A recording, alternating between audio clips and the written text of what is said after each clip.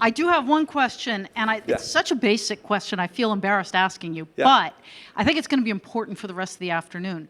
You sort of tossed in on the last slide the term prompt engineer as a verb to prompt engineer. Can you talk to us about what prompt engineering actually is and how it will become more effective over time? Yes. So because the model becomes generalized, and we've created these LLM services or models that are out there, you have to actually, they have ways of processing, but you actually have to take your question along with all of the data that you know currently, wrap it all up into a nice package and explain that prompt to the ChatGPT to get the right result, right? We've all played with it at this point. You ask it the wrong thing, you get different results. We've all seen news articles. You ask it this, you'll get the wrong answer. What we're actually seeing now is a lot of our customers are engineering those prompts, right? It's actually a skill set. And there's actually now startups about creating models that will write your prompts and categorize your data that you need and put it together so that the prompt that gets asked to the bigger model is the correct question to get the correct answer back. So there really is engineering and prompt engineering. Yes. You know, we've got a question down here. Wait, because we're recording. So we were doing similar things with chatbots for last 5, 6, 7 years. Yeah. Right. So how would you differentiate those? Yeah. So chatbots, of course, they've been around. You know, the classic cases being contextual and real time and getting that information as quickly as possible, right? But the fact becomes we program them less now, or we make them less bespoke because we're able to use generalized models.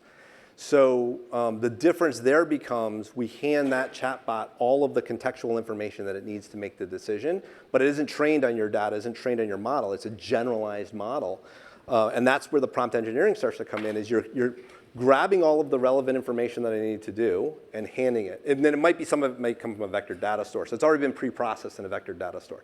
The model already looked at the last 10,000 transactions that are similar, and it knows the vectors that are good and the vectors that are bad, and it hands that to the chat engine to make the question. But to answer your question, we'll go a lot faster. We'll program a lot less. The way software development will be for the next 10 to 15 years, there's going to be less and less development and more engineering the AI for the AI to deliver. And by the way, I don't think that means there's less developers. I think that's a multiple increase.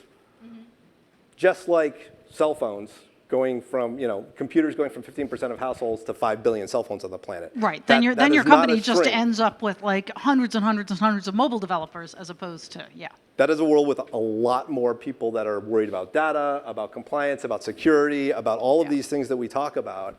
And even lawyers, the more lawyers too, to work out the contract negotiations. Exactly. Right? And Toby looks up and says, wait, somebody called me. Okay, Mark, I would love to keep going on this. And we have one more question. Okay. So we are seeing a lot of contextual data being applied to LLMs. Yes. So that, the response is more accurate. How are you seeing that propel forward in the next couple of years? Is that the path forward? Yeah, so I think there's even going to be more and more contextual information. And then also there's people talking about, so we were actually talking about this at lunch. This is gets a little bit interesting, right? Right now, one of the things that holds us up is looking at all that data. So if you train a model that looks at the data and can categorize the information and knows where the information is, you can start to say, hey, okay, that's how this information needs to get organized and prompt engineered and put together. So to answer your question, I mean, I work with one property and casualty insurance company in the Midwest. They took their customer base, right? And they basically put it through this whole model where they created a data product that was real time. So at the instant something changed, address changes, it updated in every single field. It's also updating to the models and going back and forth to those models. So the increase in contextual information is going to be quantitative. It probably is an order of magnitude more contextual information that we'll be processing. That's an interesting way to look at it, actually. I know we have one more question, Phyllis. Did we? Yeah. I have a question regarding vector store. So with the release of Gemini, we see that the context window is about 1 million of tokens, and we know that vector store were created because of actually limitations of context window. Do you think the vector stores is something like future trend, or maybe? I think it's going to decline, but you also have a derivative of it. So what you might do is, because you have more and more parameters and more prompts that are coming out, is you actually pre-process to a derivative, and then that derivative gives you the answer. But we're really deep now, and we're starting to get into theory. But I do think vector data stores right now is the current state. To answer your question, vector data stores are going to start to ebb and go down over the long haul. But it could be. Did any of these technologies really go away? 10, 15 years is a long time to engineer your way away from a dependent technology, right?